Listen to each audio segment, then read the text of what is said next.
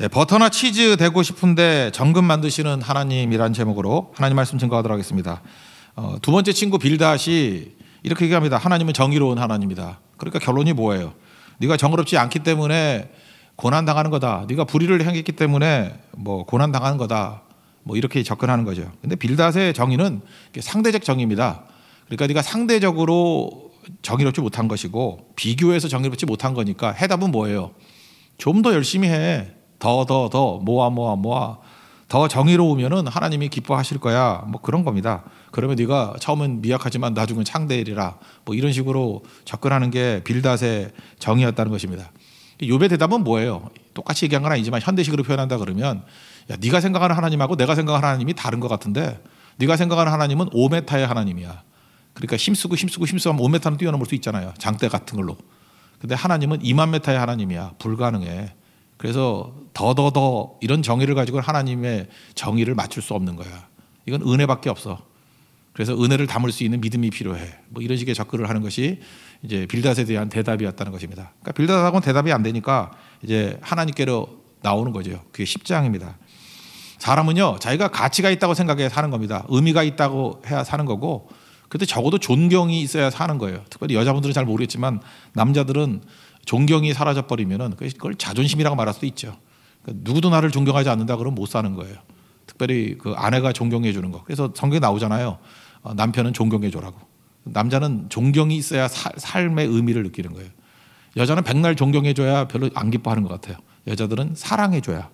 그래서 아내를 사랑하라, 남편에게 순종하라, 존경하라는 뜻이거든요.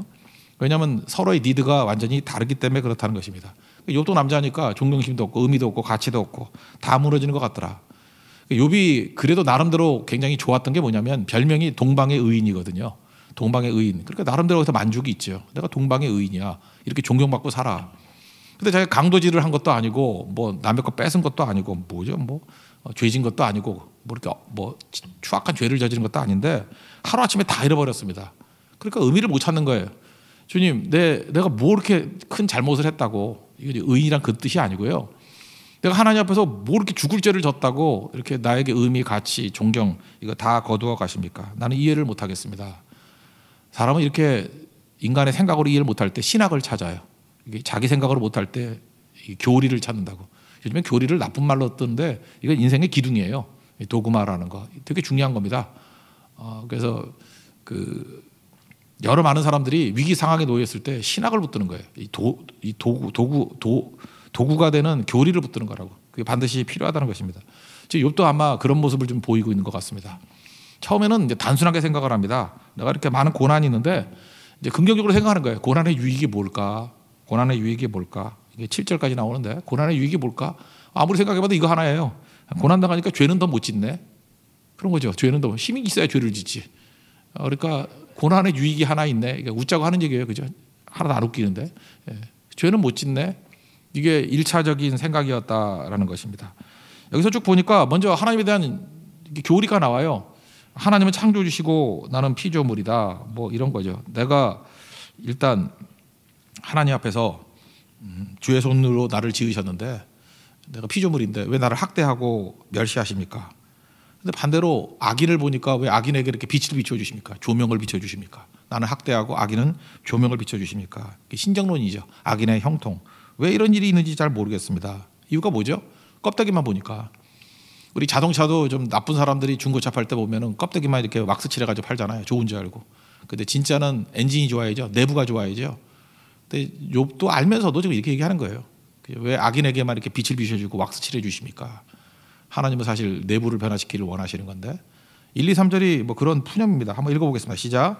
내 영혼이 살기에 곤비하니 내 불평을 토로하고 내 마음이 괴로운 대로 말하리라. 내가 하나님께 아뢰오리니 나를 정죄하지 마시옵고 무슨 까닭으로 나와 더불어 변론하시는지 내게 알게 하옵소서. 주께서 주의 손으로 지으신 것을 학대하시며 멸시하시고 악인의 꾀에 빛을 비추시기를 선히 여기시나이까. 왜 나는 학대하고 악인에게 빛을 비추어 주십니까? 그러면서 이제 이런 얘기를 하는 거예요. 이제 가정인데 하나님이 전능하신 하나님이 아니라 좀 인간 같았으면 좋겠습니다. 하나님의 전능하신 눈으로 날 쳐다보니까 부담됩니다. 하나님이 사람이었으면 좋겠어요. 하나님이 사람의 눈이었으면 좋겠어요. 또 다른 말은 뭐예요? 하나님 대충 살고 싶습니다. 너무 꼰질꼰질하게 나를 이렇게 다루지 않았으면 좋겠습니다.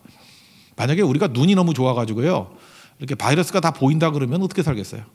그죠? 이렇게 냉면을 먹는데 대장균이 보인다 그러면 누가 먹겠어? 안 보이니까 막 먹는 거지.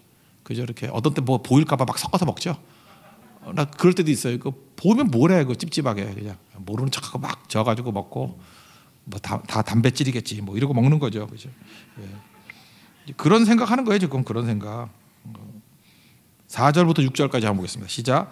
주께도 육신의 눈이 있나이까? 주께서 사람처럼 보이시나이까? 주의 날이 어찌 사람의 날과 같으며 주의 해가 어찌 인생의 해와 같기로? 나의 허물을 찾으시면 나의 죄를 들추어 내시나이까? 하나님이 사람이 아니니까 힘들다 그 얘기예요. 그러니까 사람이었으면 좋겠다. 사람의 눈 같았으면 좋겠다. 그러면서 이제 핵심이 이제 7절, 10절 이런 데가 중요한 거거든요. 성경 읽을 때 핵심이 뭔지를 봐야 돼요. 7절이 이 내용인데 고난 중에 긍정적인 생각을 하는 거예요. 예, 그래도 고난이 나의 죄를 멈추는구나.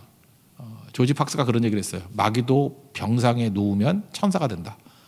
그렇잖아요. 뭐 힘이 있어야 죄를 짓지. 그래서 어떤 악한 사람들에게 하나님 저 사람 좀 착하게 해주세요 그러면 병들게 만들더라고. 그래서 죄도 못 지고 아무것도 못하게 무능하게 만들어버리는 거예요. 욥이 지금 그렇게 생각하는 거예요. 난 잘 모르겠지만 하나님께서 나에게 고난을 주셔서 일단은 뭐 선한 일도 선한 일이지만 죄도 못 짓는구나. 예, 그렇게 얘기를 하는 거예요. 7절 한번 읽겠습니다. 시작.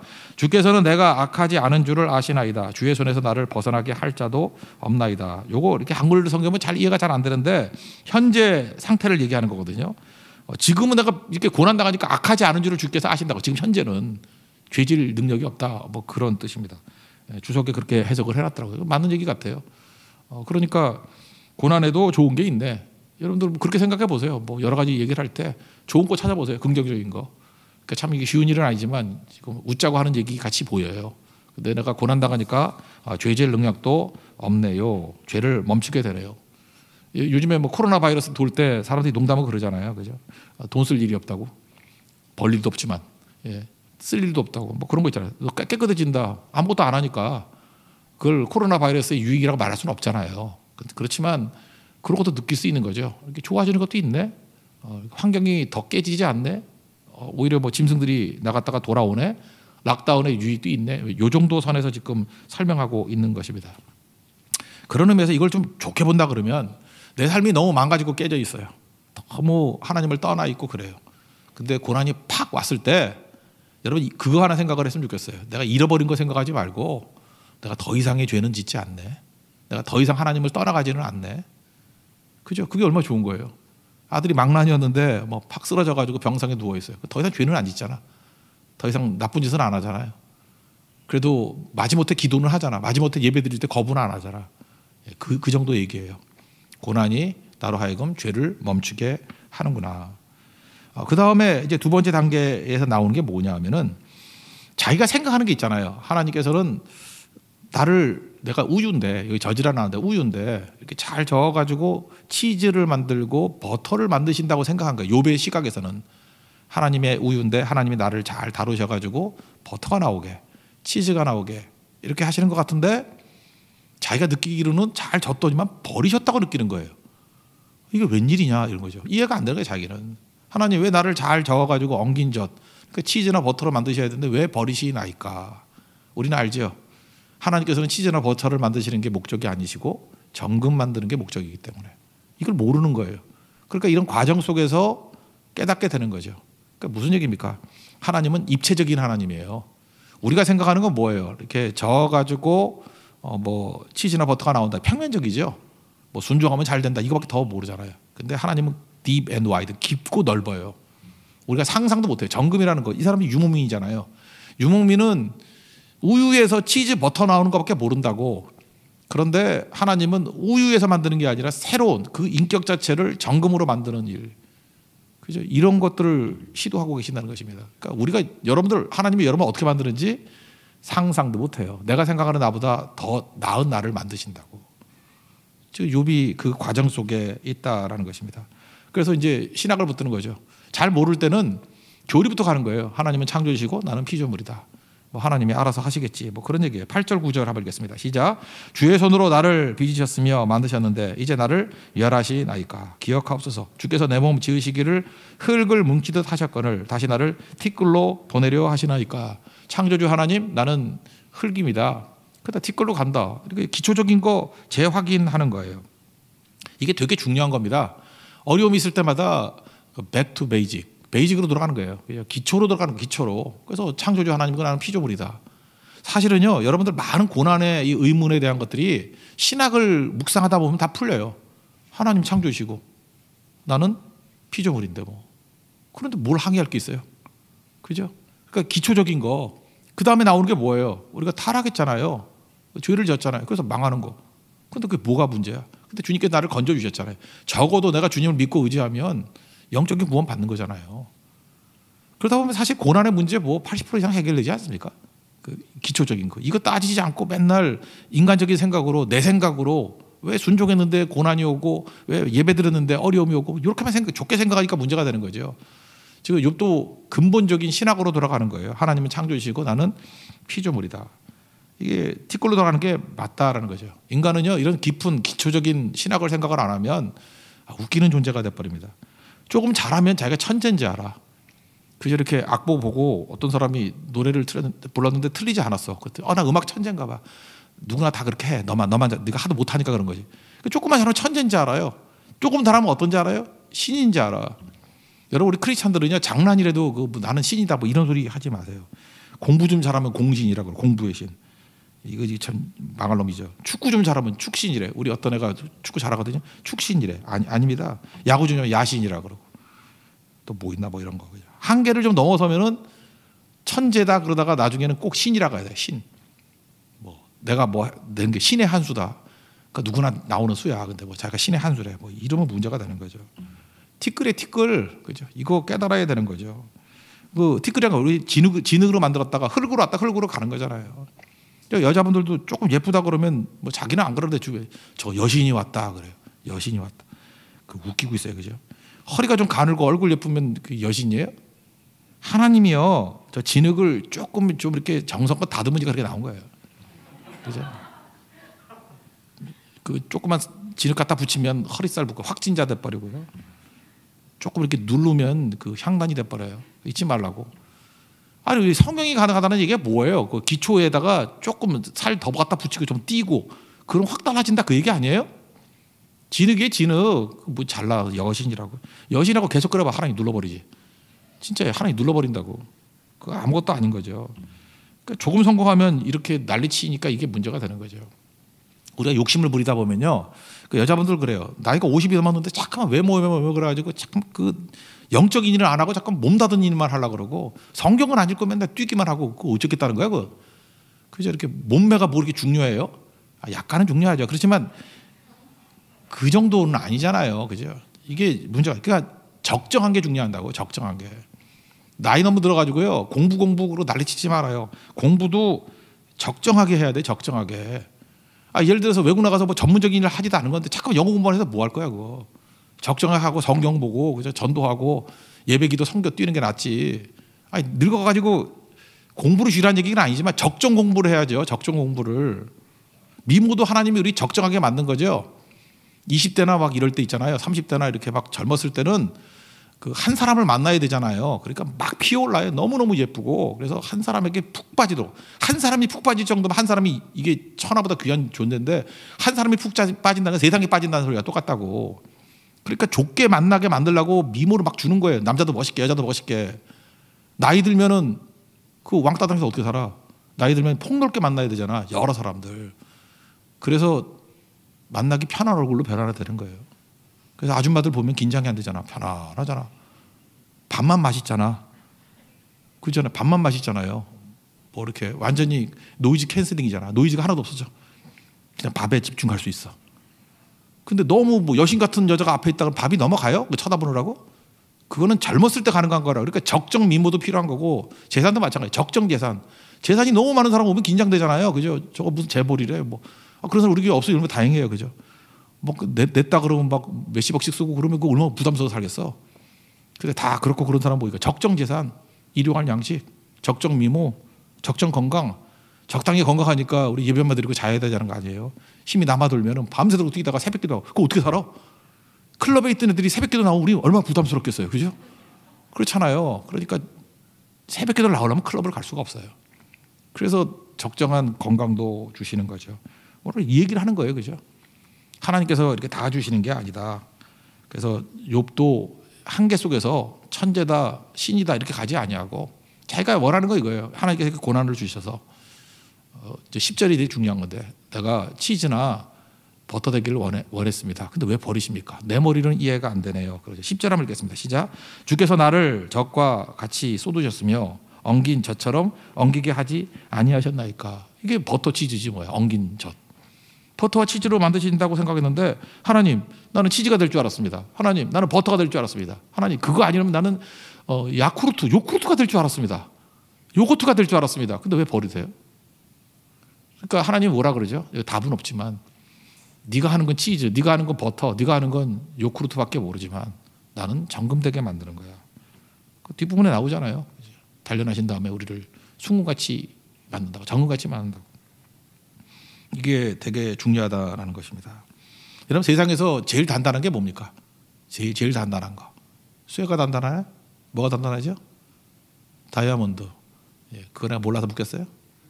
금강석, 다이아몬드. 더 단단한 게 마음이에요. 인간의 마음. 인간의 마음을 다루시는 분이 하나님이에요. 다이아몬드보다 더 단단해요. 그걸 하나님께서 다루셔서 변화되는 거죠. 그래서 욥은 모르지만 흐릿하게 하나님 앞에 이렇게 기대하는 모습이 나옵니다. 11절부터 13절까지 보겠습니다. 시작. 피부와 살을 내게 입히시며 뼈와 힘줄로 나를 엮으시고 생명과 은혜를 내게 주시고 나를 보살피심으로 내 영을 지키셨나이다. 그러한데 주께서 이것들을 마음에 품으셨나이다. 이 뜻이 주께 있는 줄을 내가 아나이다. 피부, 살, 육체 만드시고 여기다가 생명과 은혜로 채워주시고 주님께서 나를 돌보십니다. 잘 모르겠지만 맡긴다는 거죠. 이건 아니다라는 느낌이 있잖아요. 나는 치즈 되고 버터 되는 줄 알았는데 주님 왜 버리셨습니까? 근데 이런 거 신학을 또 가는 거죠. 이렇게 하시는 하나님이 무슨 뜻이 있겠지 이런 거라고요.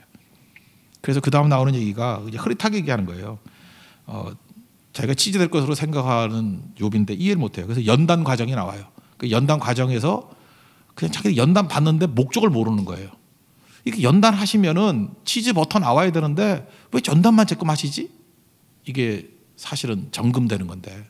그래서 그 과정 속에서의 허탈함 그런 게 나와요. 그래서 한 가지 붙드는 거예요. 그래서 연단 가운데 좋은 건 나의 교만을 꺾으시는구나. 교만한 건 나쁜 거니까. 참 좋다. 이런 거예요. 여기서 이제 고개를 든다 그런 얘기가 나오는데 16절 17절 한번 보세요. 시작. 내가 머리를 높이 들면 주께서 젊은 사자처럼 나를 사냥하시며 내게 주의 놀라움을 다시 나타내시나이다. 주께서 자주자주 증거하는 자를 바꾸어 나를 치시며 나를 향하여 진노를 더하시니 군대가 번갈아서 치는 것 같으니이다. 여기 보니까 이제 고개를 높이 들면은 사자가 사냥하듯이 나를 죽인다 그러는 건데 저는 그 유튜브에서 동물의 왕국, 동물의 세계 이런 거 되게 자주 보거든요. 자주 보는데 이름을 잊어버렸어요. 노루인지 새끼인지 사슴인지 하여튼 노루라고 합시다. 노루, 사슴 비슷하게 생긴 거. 아프리카에서 뛰어다니는 애들이 있어요. 이름을 뭐라 그런지 잊어버렸어요. 노루라고 합시다. 노루가 사자가 이렇게 여러 마리가 이렇게 집단으로 공격을 하잖아요. 근데 사자가 냄새로 다 맞는 거 아니에요. 이렇게 노루가 이렇게 숨어 있는데 새끼들은 못 뛰잖아요. 새끼가 한 3마리, 4마리 있는 것 같아. 근데 노루 엄마가 노루 새끼들에게 교육을 시킨 것 같아. 내가 엎드려. 그러면 엎드려야 돼. 그런다고요. 엎드려. 말은 못하는데 거기 해설자가 그랬어요. 엎드려라 가르친대. 엎드려. 그럼 엎드린대. 그러면 엄마가 어떻게 하냐면 사자를 유인하는 거예요. 새끼들한테는 엎드려. 그럼 새끼가 바짝 엎드려요. 그리고 엄마 노루가 이렇게 유인을 해요. 딴 데로. 그러면 사자가 진짜 멍청해요. 다 쫓아가고 한다고. 근데 호기심 천국에 호기심 많은 노루 새끼 하나가 이상한 새끼죠. 고개를 탁 들어요. 그때에 쫓아가던 암사자 중에 하나가 싹 뒤를 돌아봐. 그때 눈이 마주쳤어요. 그랬더니 쫓아가는 걸 중단하고 가가지고 노루 새끼 목을 탁 물어버리는 거예요. 마음이 아파서 더 못 봤어요. 껐어요. 그게 오늘 본문이에요. 고개 들면 죽어요. 하나님께서 우리에게 노루 새끼 같이 엎드려! 그래야 사는 거야. 그리고 내가 다 모든 어려움들을 다 딴 데로 유도할게. 근데 뭐 하나 하고 고개 바짝 드니까 사자가 와서 꽉 물어버렸다는 거예요. 이건 많이 보이는 건가 봐요. 그 당시에. 교만하면 죽는 거예요. 고개 내세우면 죽는 거예요. 그러니까 우리 하나님 앞에서 이런 고난 속에서 연단하시는데 뭘 연단해요? 겸손함. 그래서 교만을 버리는 거. 그거 붙들다는 거예요. 그 얘기하는 거예요. 지금 욥은 다 이해하지 못합니다. 버렸다라는 거. 그렇지만 하나님의 큰 뜻이 있겠지. 점검한다는 건 모르면서 그러면서 하나씩 찾아내는 거예요. 이 고난을 통해서 연단하시는데 교만이라는 걸 깨는구나. 내 인격 가운데 연단은 인격이라고 했잖아요. 인내는 근육이고 내 인격 가운데 이런 교만이라는 걸 제거하시는구나. 여러분 크리스찬들이 제일 꼴불견이 뭐냐면 예수 믿는다고 하면서 교만한 거예요. 교만은 마귀의 특징인데 어떻게 예수 믿는 사람이 마귀의 특징을 보이겠어요. 그래서 적어도 내 안에 이 교만이라는 근거도 없게 만드시는구나. 이게 하나님이 하시는 일이야. 그걸 깨달았다라는 거예요. 그러면서 나는 잘 모르지만 여기 죽고 싶다라는 말이 좀 달라졌어요. 맡긴다라는 의미로 보이면 돼요. 하나님 나는 잘 모르니까 주님이 나를 데려가시는 것 같아요. 자기는 지금 쏟아버린다고 생각하니까 그냥 주님 나에게 마지막 평안함을 주시고 주님 만나기를 원해요 라고 하는 고백. 이거는 제가 맡기는 고백이에요. 맡기면 주께서 우리를 돌보신다. 베드로전서 5장 7절 말씀. 맡기면 주께서 돌보신다. 그런 정도로 이해했으면 좋겠습니다. 18절부터 마지막 22절까지 읽겠습니다. 시작. 주께서 나를 태에서 나오게 하셨음은 어찜이니까 그렇지 아니하셨더라면 내가 기운이 끊어져 아무 눈에도 보이지 아니하였을 것이라. 있어도 없었던 같이 되어서 태에서 바로 부덤으로 옮겨졌으리이다. 내 날은 적지 아니하니까 그런즉 그치시고 나를 버려두사 잠시나마 평안하게 하시되 내가 돌아오지 못할 땅 곧 어둡고 죽음에 그늘진 땅으로 가기 전에 그리 하옵소서. 땅은 어두워서 흑암 같고 죽음에 그들이 져서 아무 구별이 없고 광명도 흑암 같으니이다. 그러니까 어떻게 하는 거예요? 이해로 살지 아니하고 맡기고 산다. 믿음으로 산다. 그런 얘기예요. 오늘 잘 보세요. 이게 어려운 가운데서도 욥은 한 가지 한 가지 깨닫긴 깨달아요. 그렇지만 자기 이해를 가지고는 죽었다 그래도 못 깨닫는 거죠. 자기가 우유라는 거예요. 치즈 버터 되는지 아는데 왜 버리십니까? 이게 지금 욥이 이해 못하는 거예요. 그러나 다 이유가 있겠지. 다 계획이 있겠지. 다 하나님의 크신 뜻이 있겠지. 그러면서 그 수준에서 이해를 못하니까 맡긴다라는 거예요. 나중에 이제 23장쯤 가보면 이제 깨닫게 되죠. 이게 정금 만드는 하나님의 방법이구나. 그걸 깨닫게 되더라는 것입니다. 그래서 우리가 할 일은 뭐죠? 우리는 이해하는 게 아니라 맡기는 거예요. 주님께 맡기고 주님께서 선한 일을 이루실 것이다. 그리고 굳건하게 주님 앞에 서 있는 중단하지 않고 계속 주를 바라보는 일을 지속하는 우리 하나님의 거룩한 종 되기를 축원합니다. 자리에서 일어나겠습니다. 너는 기도를 멈추지 마라 찬양하겠습니다.